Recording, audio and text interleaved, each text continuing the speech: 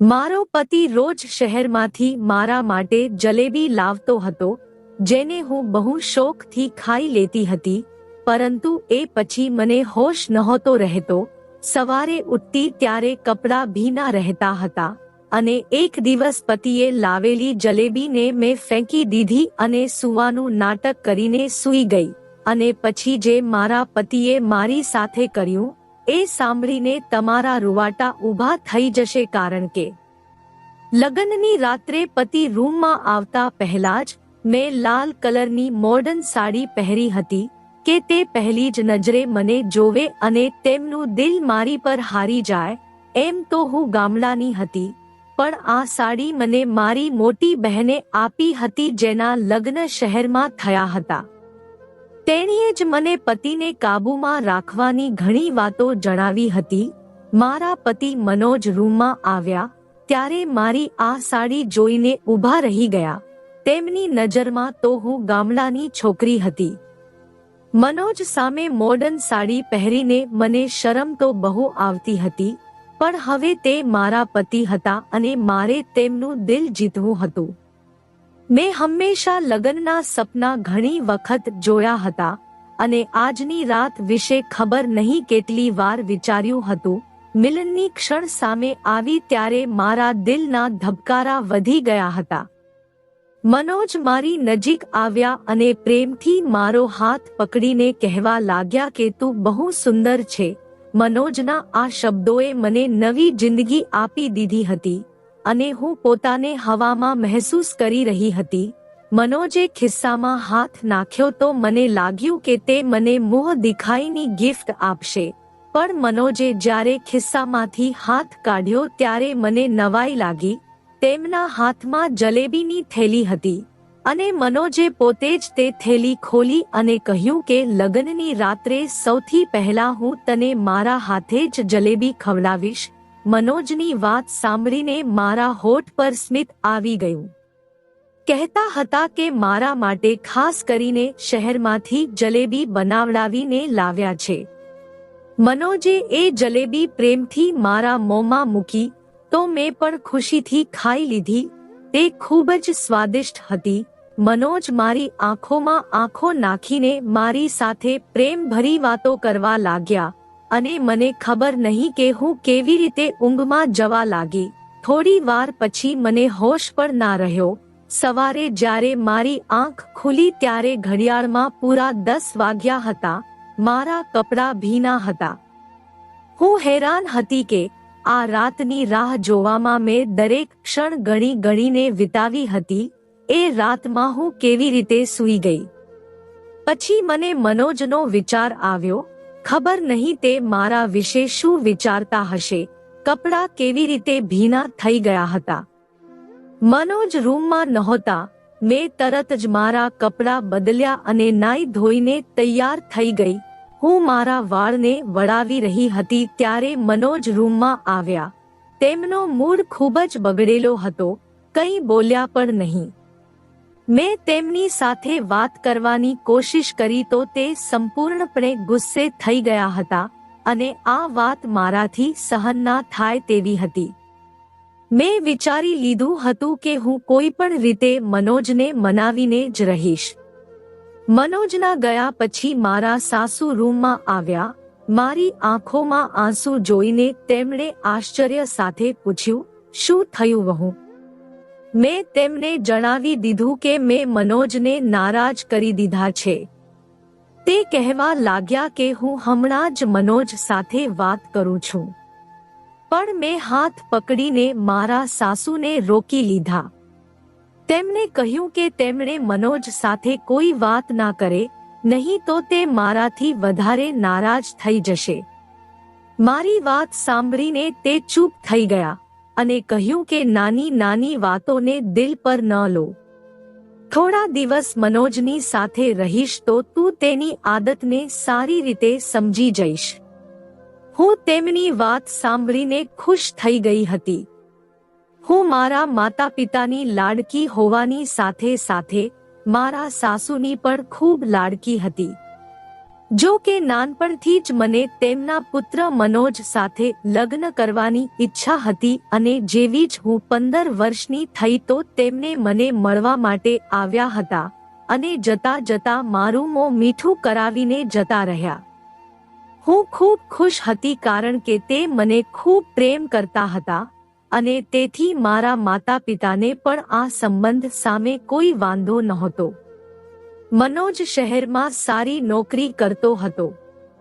તે વહેલી સવારે શહેરમાં જવા નીકળી જતો અને રાત્રે જ ઘરે પાછો આવતો. તેની કમાણીથી જ મારા સાસુએ ગામમાં મોટું ઘર બનાવી લીધું હતું.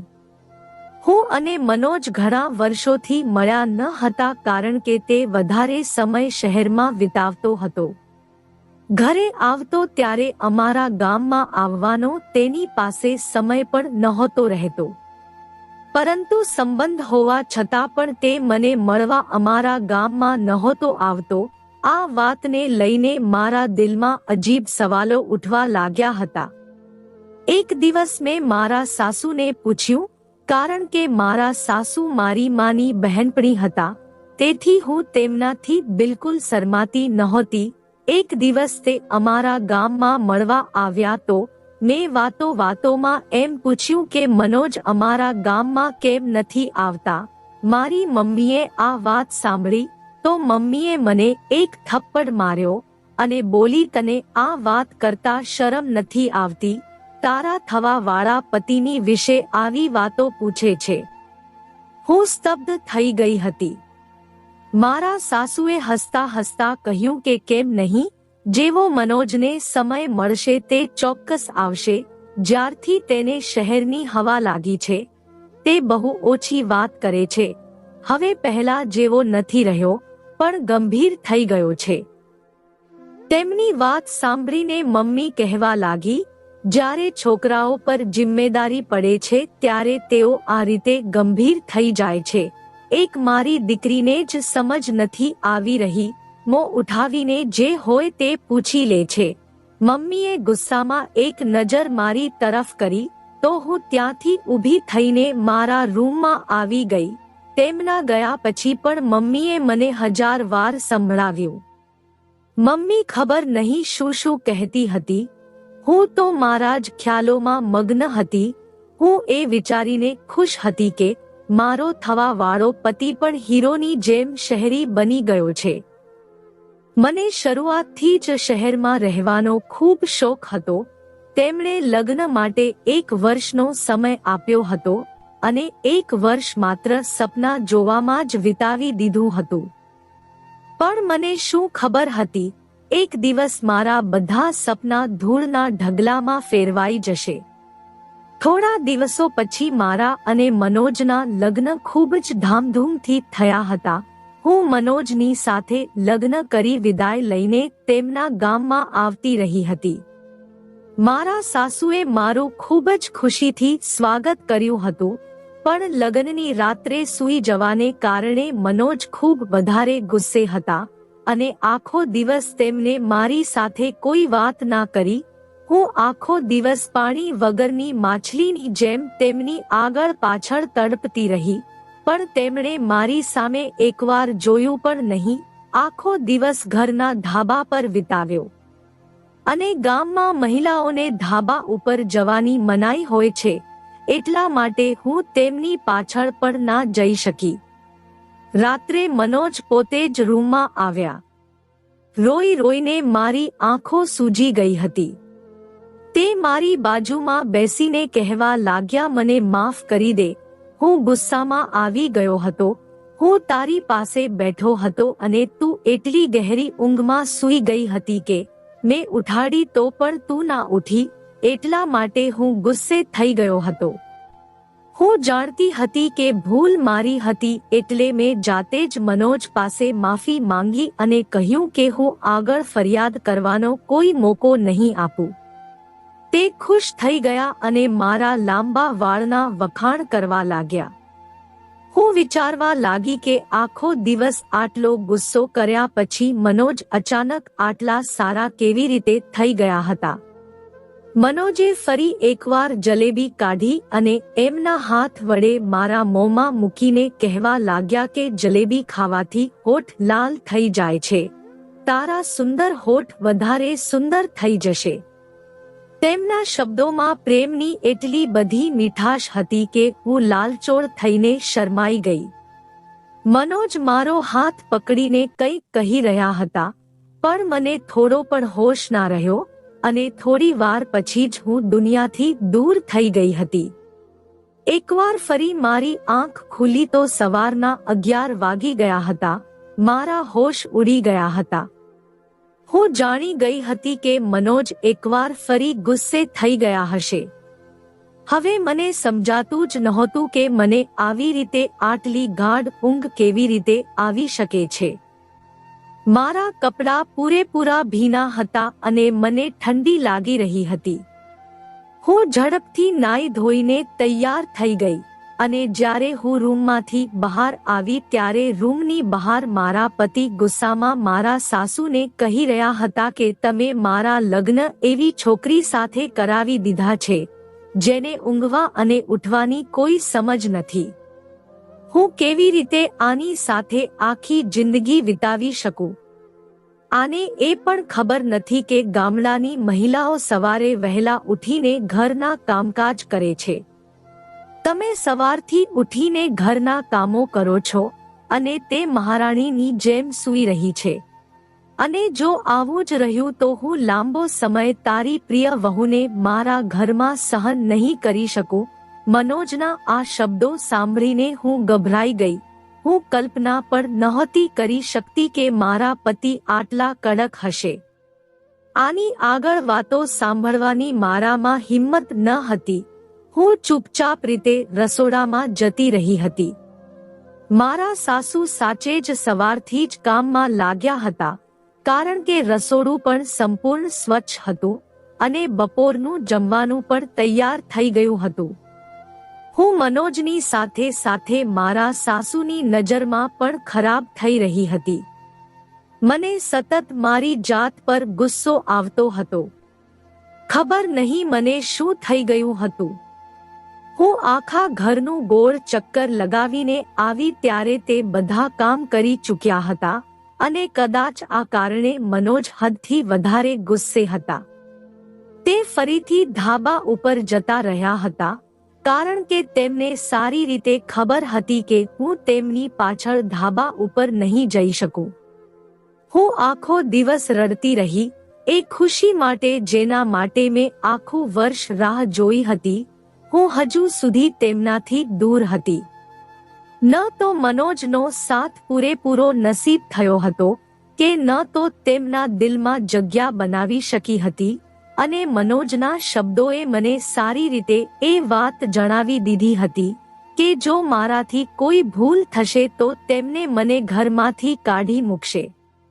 મારા ગામમાંથી મારી મમ્મીના વારંવાર ફોન આવતા હતા.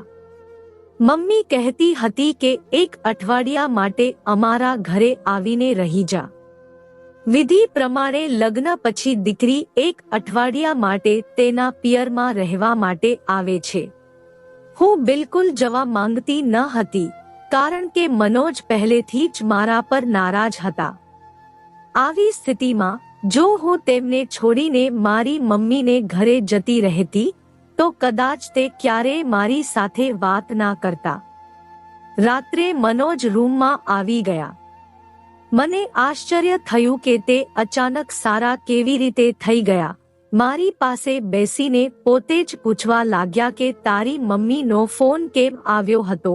મેં બધી વાત જણાવી દીધી તો કહેવા લાગ્યા કે સારી વાત છે, તું તારા પિયરમાં જઈ આવ, નહીંતર મમ્મી કહેવા માંડશે કે મેં ના પાડી હતી.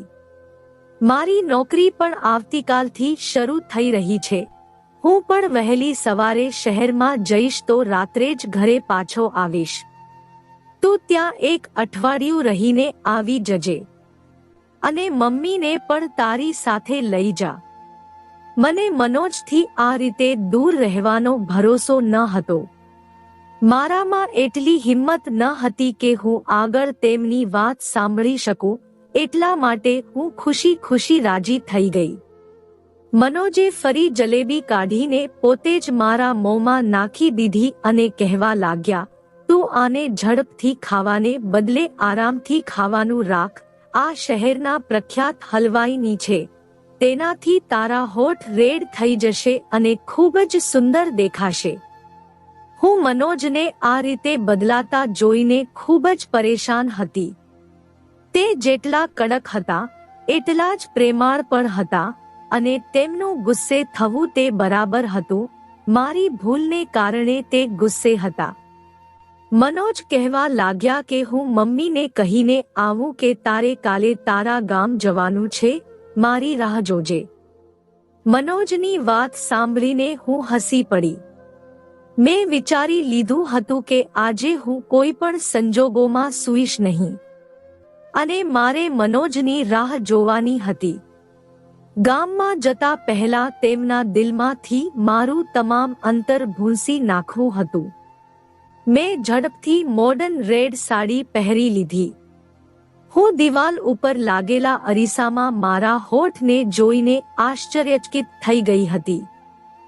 તે સાચું જ કહેતા હતા કે મારા હોઠ રેડ થઈ જશે. હું બેડ પર આવીને બેસી ગઈ, તેમની રાહ જોવા લાગી, પણ મનોજ પાછા આવે તે પહેલા એકવાર ફરી હું ઊંઘી ગઈ હતી. સવારે 10 વાગે મારી આંખ ખુલી ત્યારે મનોજ શહેર જવા નીકળી ગયા હતા. તે ખૂબ જ વહેલી સવારે શહેર તરફ નીકળી જતા હતા, કારણ કે શહેર તરફ જવાનો રસ્તો 2 કલાકનો હતો. મને પોતાની ઉપર રડવાનું આવી રહ્યું હતું.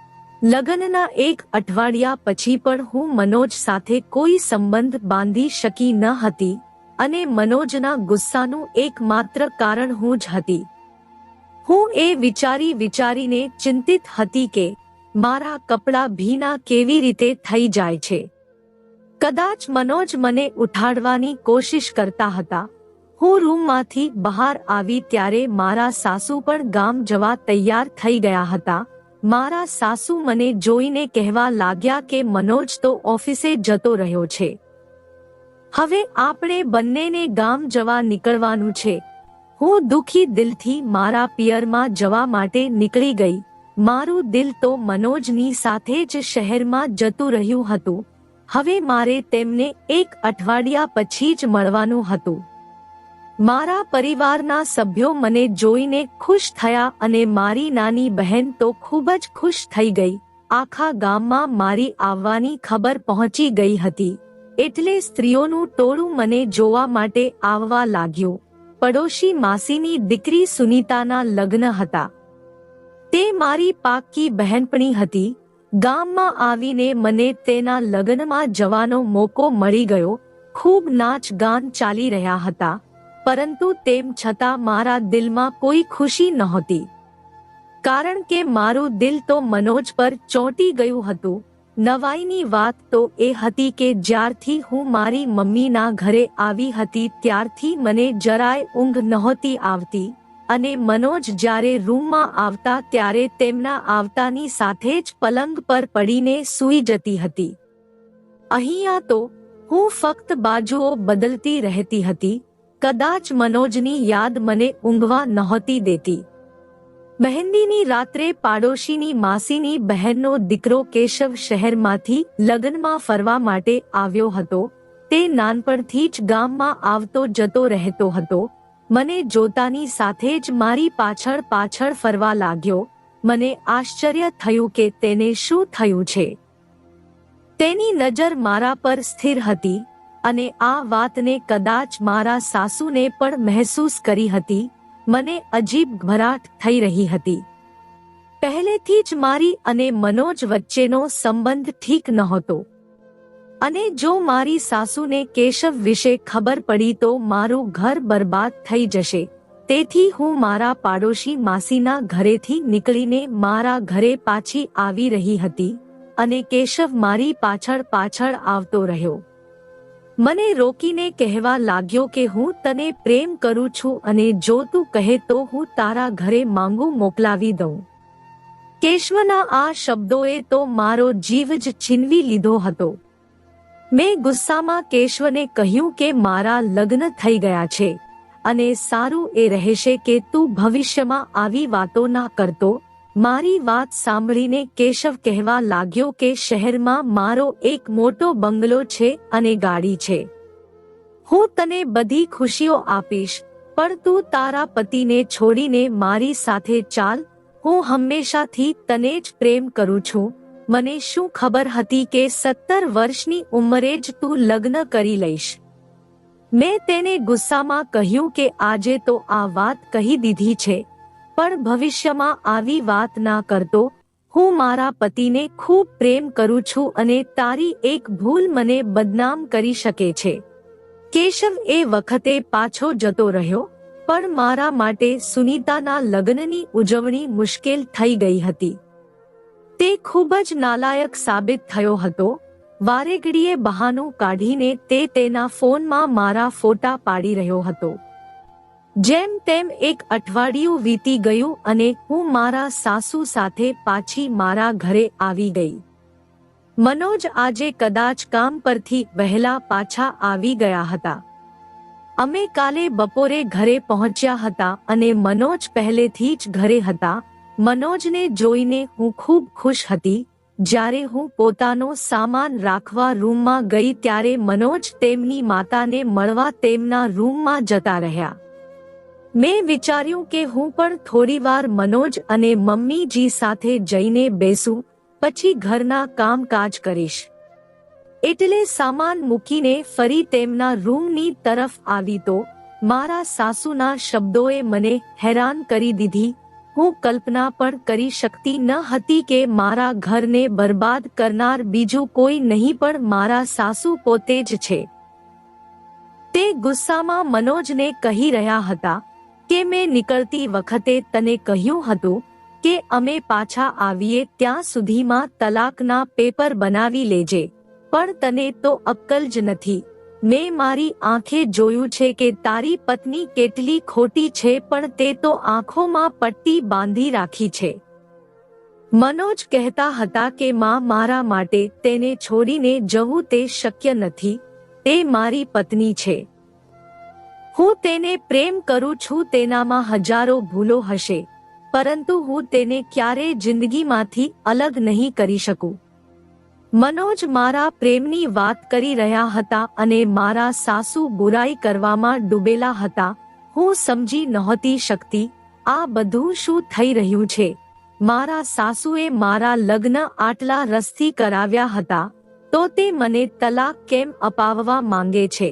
અને મનોજ જે મને ખૂબ જ કડક લાગતા હતા, તે કેટલા પ્રેમથી વાત કરી રહ્યા હતા અને મારા ખાતર તેમની માતા સાથે લડી રહ્યા હતા. મારું મન સંપૂર્ણપણે મૂંઝવણમાં હતું. રાત્રે જ્યારે મનોજ રૂમમાં આવ્યા ત્યારે મારો બિલકુલ પણ જલેબી ખાવાનો મૂડ નહોતો. મેં જલેબીની થેલી તેમના હાથમાંથી લઈ લીધી. જ્યારે મમ્મીજી તેમને કોઈ કામ માટે બોલાવવા લાગ્યા તો તે રૂમમાંથી નીકળીને જતા રહ્યા. મેં ધીમે રહીને થેલીને એક ખૂણામાં સંતાડીને મૂકી દીધી કે મને ઊંઘ નહીં આવે અને મેં આંખો બંધ કરી દીધી હતી. જ્યારે મનોજ રૂમમાં આવ્યા તો મારો જીવ નીકળી ગયો. જે પણ મેં જોયું, મને મારી આંખો પર વિશ્વાસ ના થયો. મનોજે જગ ભરીને પાણી મારા ઉપર નાખી દીધું હતું. મેં મારી આંખો ખોલી નહીં. આજે હું દૂધનું દૂધ અને પાણીનું પાણી કરવા માંગતી હતી. મનોજ કોઈને બૂમ પાડીને કહેવા લાગ્યા કે અંદર આવી જા, આ સંપૂર્ણપણે બેહોશ થઈ ગઈ છે. થોડી વાર પછી એક સુંદર છોકરી મારા રૂમમાં આવતી રહી. તે મારા પલંગ પર મનોજ સાથે બેસી ગઈ અને તે બંને જે રીતે એક સાથે હતા તે જોઈને મારો જીવ નીકળી ગયો. આનાથી વધારે મારામાં સહન કરવાની હિંમત નહોતી. ઠંડા પાણીથી મારું શરીર ધ્રુજી રહ્યું હતું. હું ઊભી થઈને બેસી ગઈ. મને જાગેલી જોઈને તે બંનેની આંખો આશ્ચર્યથી ફાટી ગઈ. મેં મનોજ સામે ગુસ્સામાં જોયું. હું એ વખતે એટલા ગુસ્સામાં હતી કે મને મનોજથી ડર પણ નહોતો લાગતો. મેં મનોજને કહ્યું કે મને સાચે સાચું કહો, આ છોકરી કોણ છે? જલેબીમાં એવું શું હતું કે હું મારા હોશ ખોઈ બેસતી હતી? તમે આ બધું કેમ કર્યું અને મને આટલો મોટો ધોખો શા માટે આપી રહ્યા છો? હું એક પછી એક સવાલ પૂછતી ગઈ અને મારી અંદર એક તોફાન ઉઠ્યું હતું. મનોજ માથું નમાવીને કહેવા લાગ્યા કે આ છોકરી તેમની પત્ની છે અને તેની સાથે લગ્ન કરીને 2 દિવસ પહેલા જ ગામમાં આવ્યા હતા. તે ક્યારેય મારી સાથે લગ્ન કરવા માંગતા ન હતા, પરંતુ તેમની મમ્મીએ જબરદસ્તી તેમનો સંબંધ મારી સાથે નક્કી કરી દીધો. પત્નીનું નામ સાંભળતા જ મારા પગ નીચેથી જમીન ખસી ગઈ. મનોજ કહી રહ્યા હતા, અમારા લગ્ન રોકવા માટે 2 દિવસ પહેલા તેમણે એ વિચારીને રિયા સાથે લગ્ન કરી લીધા કે જ્યારે તે રિયાને આ ઘરમાં વહુ બનાવીને લાવશે તો તેમની મમ્મી મારી સાથે લગ્ન નહીં કરાવે. પરંતુ તેમની મમ્મીએ તેમની એક વાત પણ ના સાંભળી અને મનોજ પર દબાણ કર્યું કે તે રિયાને તલાક આપી દે. મનોજે રિયાને ધાબાવાળા રૂમમાં બેસાડી દીધી, કારણ કે ગામમાં મહિલાઓને ધાબા પર જવાની મનાઈ હતી. એટલે મનોજને યકીન હતો કે હું ક્યારેય તેમની પાછળ ધાબા ઉપર નહીં જાઉં.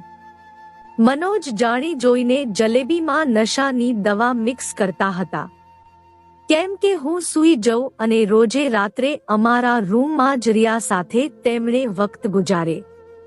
રિયા લગ્ન પહેલા શહેરમાં નોકરી કરતી હતી, એટલા માટે મમ્મીને લાગતું હતું કે રિયા ઇજ્જતદાર નથી અને તેથી જ મમ્મી વારંવાર કહેતી હતી કે હું રિયાને તલાક આપી દઉં, પણ રિયા મારો પહેલો પ્રેમ છે.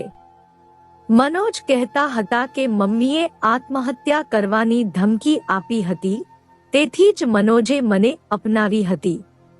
મનોજ રિયાને કોઈ પણ સંજોગોમાં નહીં છોડી શકે અને આ વાતનો મને ભરોસો હતો. મનોજે મને આખું સત્ય કહી દીધું હતું, જે સાંભળીને મારી પાસે કહેવા માટે કંઈ જ બચ્યું ન હતું. મને ખબર પડી ગઈ હતી કે મારી સાસુ તે દિવસે રિયા અને મનોજના તલાકની વાત કરી રહ્યા હતા, જેને સાંભળીને મેં ખોટો મતલબ કાઢી લીધો હતો. મારી બરબાદી પાછળ ફક્ત મનોજનો જ હાથ નહોતો, પણ મારા સાસુનો પણ હાથ હતો. એ જાણીને પણ કે તેના પુત્રએ તેની પસંદગીના લગ્ન કર્યા છે, તો પણ બળજબરીથી તેમની સાથે મારા બીજા લગ્ન કરાવી દીધા. મેં મનોજની સાથે જિંદગી વિશે ઘણા સપના જોયા હતા. એવા ઇન્સાનની સાથે હું ક્યારેય જિંદગી વિતાવી ના શકું, જે બીજા કોઈને આટલો બધો પ્રેમ કરતો હતો. તેના ખાતર મને નશાવાળી જલેબી પણ ખવડાવી શકતો હતો. મેં મારો સામાન બાંધી લીધો અને મારા સાસુને નમસ્તે કહીને મારા ગામ જવા નીકળી ગઈ. મારી સાસુએ મને રોકવાનો ઘણો પ્રયત્ન કર્યો. તે મને વારંવાર ખાતરી આપતા હતા કે મનોજ રિયાને છોડી દેશે અને મારો બની જશે, પણ હું ક્યારેય એવી વ્યક્તિ સાથે રહી શકતી ન હતી જે મને પ્રેમ નહોતો આપી શકતો. મેં મારા માતા પિતાને કહીને મનોજ પાસેથી તલાક લઈ લીધું હતું. હું મારા માતા પિતાની લાડો રાણી હતી. તે પોતે મને આવી આગમાં ફેંકવા માંગતા ન હતા. પાડોશી કાકીના કારણે કેશવને ખબર મળી ગઈ હતી કે હવે હું એકવાર ફરી એકલી થઈ ગઈ છું. એટલા માટે કેશવે તેના પરિવારજનોને મોકલીને મને અપનાવવાની વાત કરી હતી. હું અત્યારે લગ્ન કરવા માંગતી ન હતી, તેથી મેં સ્પષ્ટ ના પાડી દીધી. મારે હવે આગળ ભણવાનું હતું અને મારા પગ પર ઊભું થવું હતું. મારા અભ્યાસની સાથે સાથે મારા પેપર પણ પૂરા થઈ ગયા હતા. મેં તેને ફરીથી શરૂ કર્યું હતું. દરેક લગ્ન સફળ જ હોય એવું જરૂરી નથી, પરંતુ એક નિષ્ફળ લગ્નનો અર્થ એ નથી કે તે વ્યક્તિ નિષ્ફળ હોય છે. મારા લગ્નની નિષ્ફળતા પછી હું ખૂબ વધારે સફળ થઈ ગઈ હતી.